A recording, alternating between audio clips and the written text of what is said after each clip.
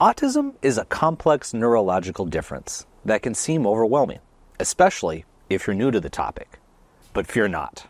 In this video, I'm going to share 10 things about autism you absolutely need to know. 1. The definition of autism changed in 2013. Before 2013, there were some discrepancies across diagnoses for what are now all on the autism spectrum. For example, Asperger's was separate from autism, and now they are grouped together. This change in definition provided a better understanding of the range of symptoms of autism compared to the DSM-4, and clarified what it meant to be on the autism spectrum. It also led to consistently more reliable diagnosis, meaning that the same patient could go to different doctors and more frequently have the same diagnosis, making this criteria reliable. The descriptors also changed to better help with early identification in children, as it's now understood that autism is present from birth. Number 2. Until 2013, doctors and scientists didn't officially think that you could have both autism and ADHD. I'm pretty sure this is one reason I didn't get diagnosed earlier. My ADHD was way more apparent because I have the hyperactive bouncy type where I'm always on the move and have trouble sitting still. I also have a bouncy brain that's all over the place. Most of the time, it's everywhere it's not supposed to be. And sometimes, I don't even know how it got there, or how it's going to get out, or where it's going next, or what I'm talking about right now. What was I talking about? Oh yeah, I also got in trouble a lot in school. The ADHD was much more obvious than the autism. I'd blurt things out pretty often and could never figure out the whole sitting still thing. The crisscross applesauce thing, God, that was stupid. And I hate applesauce. Number 3, not all autistics are introverted, and not all introverts are autistic. That's right, there are plenty of autistic people out there who are actually extroverted. I'm an extrovert, and I'm autistic. I like being around people, but it's gotta be the right people. And I'm also extremely competitive. I also like attention. I love attention. I'm so greedy when it comes to attention. But again, it's gotta be from the right people. Now, there are some overlapping similarities between autism and introversion, like avoiding large groups, needing a lot of alone time. Those are 2 examples. But the reasons for this could be very different. For ASD, it could be sensory overload, or not understanding social cues or the tempo of conversations. For introverts, it could be because they like alone time, or work best in small groups with fewer people, or they don't like to talk much. While there might be some similarities between non-autistic and autistic introverts, there are many more criteria that must appear to be diagnosed as autistic. Some examples are challenges in social interactions due to not understanding conversation tempo, missing implied meanings and needing longer processing time, repetitive and restrictive behaviors, interests, or activities, hyper or hyposensitive to sensory stimuli. All of these must constitute serious challenges to daily life. So, that's why not all autistics are introverted, but also not all introverts are autistic. Number 4, autistics are more likely to have coexisting medical conditions. Almost 3/4 of autistic children have one or more diagnosed comorbidities.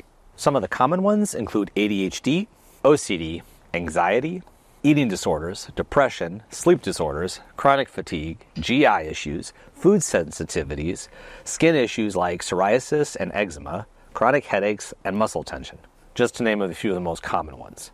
We're also at a higher risk of autoimmune diseases, and those are never fun. Number 5, sensory sensitivities are common, but they can mean hypersensitive or hyposensitive. Hyposensitive can look like high pain thresholds, difficulties hearing or smelling, and or dulled senses. I know an autistic guy who was having pain in one of his teeth. He absolutely hated going to the dentist. So he took matters into his own hands. He pulled out his own tooth. Here's the exact process. He woke up and said to himself, "You know what? I'm going to pull this stupid tooth out today because it's really annoying." Then he went to his garage, found a pair of pliers, inserted them into his mouth, and yanked until his tooth ripped out. How can you do that? Well, he was autistic and hyposensitive. In other words, pain that would have knocked me unconscious felt like a pinprick to this guy. I mean, you can't make this shit up. Hypersensitive is where a person is really sensitive to stimuli. I fall under this category. I hear things that others can't. The rumble of a fridge while there's a bunch of other noise nearby. Slight touches feel distracting to me. Sometimes they make me want to itch emphatically or rip my skin off. Also, smells that others don't notice can overwhelm me. A lot of smells that don't really bother most people can make me feel sick and even throw up. I remember riding in an Uber once, and the smell was really, really bad. I survived for about 3, maybe 4 minutes before I had to have the driver pull over so I could get out. As soon as I got out, I barfed all over the side of the road. Coincidentally, a police officer saw me and came over to do a little investigating. He was convinced I was drunk. And why wouldn't he be? You try explaining to a police officer of the law that you forced an Uber to pull over because the smell of body odor was so strong it made you barf up 400 feet of small intestines. It literally smelled like rust, onions, and a wet bag of fast food. Luckily for me, this was an awesome cop. So awesome, in fact, he went to the 7-Eleven next door and bought me a bottle of water. You can't make this shit up.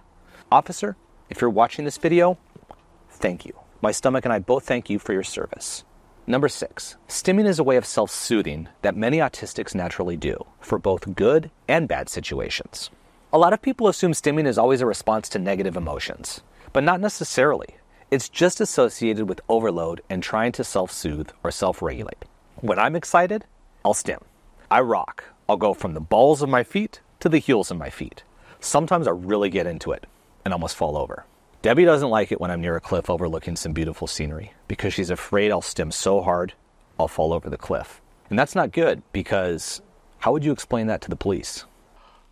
Well, officer, my husband walked over to that cliff over there and he was looking out at the beautiful scenery. And he was so excited and so happy that he started thrusting his hips. And he thrust his hips so hard that he fell off the cliff. The other thing I'll do is blurt out completely random words. Now, to the casual listener, these outbursts would make absolutely no sense. And that's only because my outbursts do in fact make absolutely no sense. But I do them anyway, because I can. I do it loudly, with purpose and intent. Words like, hey, hey, hey, thankful, thankful, oh, thankful for your thankful. Or, oh my God, oh my God. Number 7, every autistic person has a unique combination of ways in which autism presents itself for them. How autism looks is specific to the person, which is part of why it can be hard to see sometimes, especially for older people or high maskers. But this is also really special. Here's something that will blow your mind. Scientists actually analyze detailed brain scans to study the ways that different parts of the brain are interconnected and work together. What they found was that they could basically lay one brain picture on top of another. And for non-autistic brains, the brains look virtually identical. But for autistic brains, no 2 autistic brain scans look the same. The brain structures of autistic brains all look different, and scientists are still working to understand exactly why. But this is really fascinating and probably connected to why autism looks unique in every autistic individual. And this is also why the needs, supports, or accommodations will differ from each autistic person. Number 8. Some government agencies and private companies specifically seek out autistics for jobs that require intense focus and pattern seeking, like coders. Recognizing patterns is a trait that's pretty common amongst autistics, although it's important to mention that some may struggle with it. This is pretty cool because a lot of jobs are recognizing the value of this skill in those who excel at noticing patterns. Government agencies responsible for intel and defense and large tech companies like Microsoft and Facebook are a few examples. What does this mean? Be nice to autistics, because they're helping to build software solutions that are saving lives.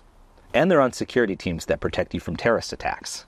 And most importantly, they're making sure your Instagram account is working properly. Number 9, autism starts from birth and lasts a lifetime. If you're diagnosed as autistic, you are born that way, and you'll be autistic your entire life. Some autistic traits might not appear so much as the person gets older, but autism doesn't go away.